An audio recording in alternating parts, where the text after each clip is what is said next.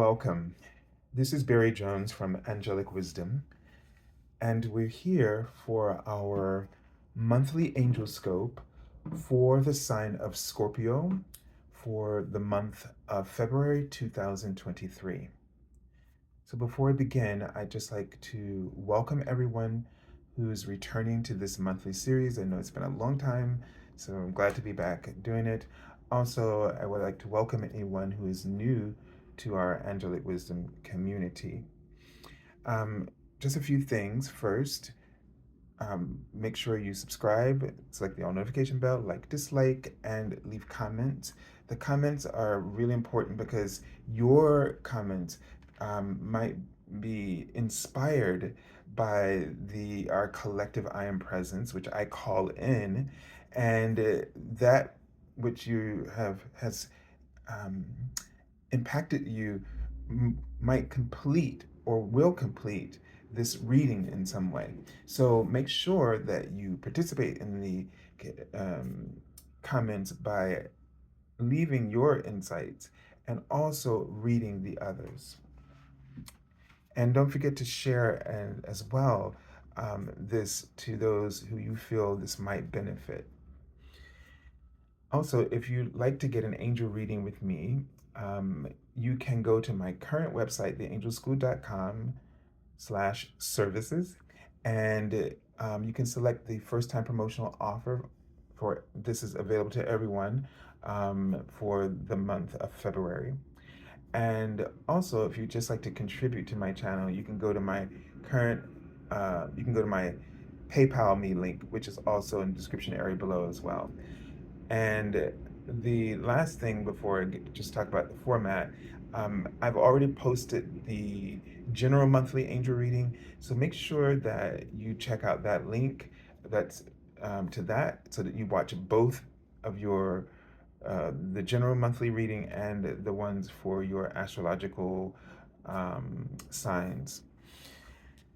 So now let's take a look. The card in the center will represent the archangel or a type of angel that you'll be working with in this month. And then the cards on the left and right are from the guardian angel um, tarots. So this will, one card is from the Major Arcana and the other from the Minor Arcana. This card will highlight the major overarching sort of themes, lessons, challenges, influences, or energies. And this will indicate how they will show up in your day to day awareness and a way to work with them. And before we begin, I'm just going to, because I had the first 6 um, videos I recorded for the Angelscopes, I was not aware of what had happened in Turkey and Syria, so with the earthquake. So I just want to take a brief moment here for all of us to um, take a deep breath and to open our hearts and to send out a blanket of rose gold light with the intention of laying this blanket of light over the people, the hearts of the people who are grieving,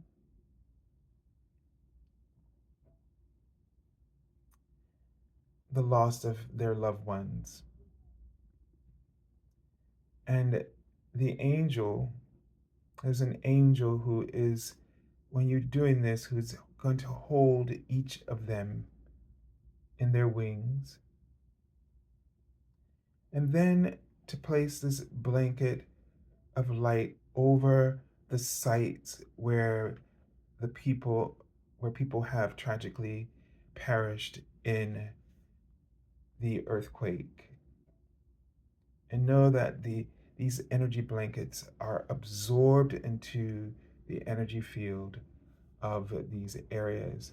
And then with another intention to place this similar blanket over the land where the earthquake has happened in the fault lines, to heal and to fill in those fault lines, to shore them up so that no more tragedy needs to occur. And Archangel Michael is accompanying this intention and this energy blanket.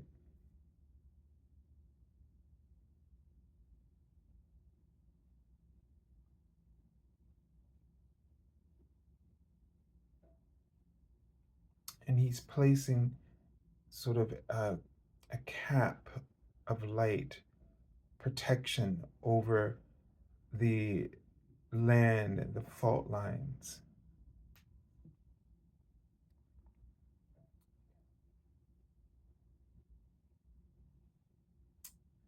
And so now let us draw our attention to our reading, and we call in the guardians of light to surround you and everything in your life and your loved ones. And they're placing an umbrella over you, which is my symbol for protection. And they're writing the word sequence. So, and they're writing the angel number 55, which is about huge changes rumbling through your life at this time. It says, this is a period of out with the old and in with the new. Welcome these changes as they bring about new blessings. So you have been going, or you will be going through a sequence of very rapid change. And this might stir up a lot, cause you to be very concerned or feel sort of um, a lack of security, feel unraveled. And they show me the angel number 956. And there's always a reason behind these things. It feels like the energy is trying to get you to make to take action on some things that you've been guided to do. It says, as you increase the amount of time and energy that you devote to your spirituality based career, your entire life gets better as a result. So, when you see spiritually based career, you may think, oh, doing readings or whatever, but it's about whatever your purpose and whatever it is that your goals, and where you're aligned in your career. I'm saying that this is a time of manifestation for you, and that you really they're trying to get you moving, okay? And the thing is when things are sort of in a chaotic, um, or things are sort of tossed up, we tend to scatter. But there's usually of one thing that kind of gives us clarity and purpose and focus. And so they're asking you to seek that out, in order for you to find that connection again, but that true connection. And it doesn't necessarily mean that it's something different, but it's more of a priority in something that you're already aware of, that you want to accomplish or do. So somehow this is helping you to be more committed to your priorities, instead of just sort of being settling, and um and not really being motivated, because you're really not. It's like you keep getting distracted away from that priority at this time. All right, so let's take a look at the archangel that you'll be working with for the month, and it's Archangel Perlimiek. So this archangel is the archangel of nature. And so the message is let nature soothe you, serve the nature kingdom. And the message that I've been getting when I keep seeing this card, as it's come up one other time in these readings in particular, is that this is about connecting with your own nature, being true to your nature. And it's about, um, as you can see, he has this plant that he's um, nurturing and helping it to grow. Because each of us, our souls, has come here for a purpose. And we have many different things that we enjoy, but there is a sort of an instinct or an intuition about what is the priority right now. And this is something that keeps popping up to you, occurring to you, but you can't seem to make room for it because um, it might not work with the agendas that you have, let's say within your career, or at your job, or with your family. There's always some excuse, right? But the thing is it to nurture this doesn't mean that you have to stop everything else and quit. What it means is because what we keep forgetting is just because you open up your heart or mind to an idea or doesn't mean to or to something, some kind of change in your life, doesn't mean that it's going to materialize and be like, let's just say for instance, so you say, okay, I want a new job. Now you're at a job and you're worried about quitting that job. So it doesn't mean just because you want a new job that right then in that moment you have to quit your job, or that you're going to have that job in the moment that the thought happens, and then you got to worry about how to get out of this job to go to that one. It's almost like I know it sounds silly, but what we often do, because we are remembering what it's like in oneness, when we have a thought, that thought manifests in front of us immediately. There is no time lapse. And so in our human consciousness, somehow this, we know it's not like that, but we keep feeling like it's like that. And so it makes us anxious when change is introduced as an inspired idea. Because the best example I can remember, to put it to you, I think you're getting what I'm saying, but let me just illustrate this with a client example. She was really frantic about this message she received from the angels that she needed to look for a new home. And she quite liked her home that she had at present. And so she was mixing the energies together of this. It was like all of it was happening now. I'm in this home I like, and now I'm being told to leave that home. So what I did, I asked her the question that we would ask the children in first grade. We teach them how to read directions, to look for the subject, um, um, predicate, right, and look for the noun, the verb, and then what is it telling you to do, right? So I asked her, I said, okay, so what was the message? And they said, look for a new home. I asked her, okay, what is the verb? And she said, look. You see, we we hear something and then we actually like recreate the entire sentence. She constructed something else because in her mind, leave your home right now.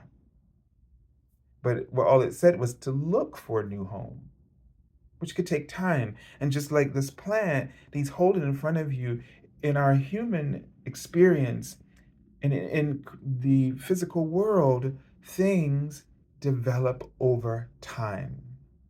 But we have to plant the seed if we expect to reap or witness or experience the outcome that we desire. So there's no harm in planting a seed. It will take time, months possibly, to grow. But if you don't plant the seed, you can't experience the change. So going to look for houses will be help it to grow, to help the what you know is already happened on the etheric plane to help you to find it in the physical plane. And when you find what you're looking for, you feel the alignment, you feel this harmony, this harmonic resonance with it. Because the tone that you're emitting, I was talking about in the previous video, how each and every one of us as an individual emits its own tone. And all of the tones, plants, trees, everything in the universe, manifested universe, has emits its own tone. Together, they create harmony.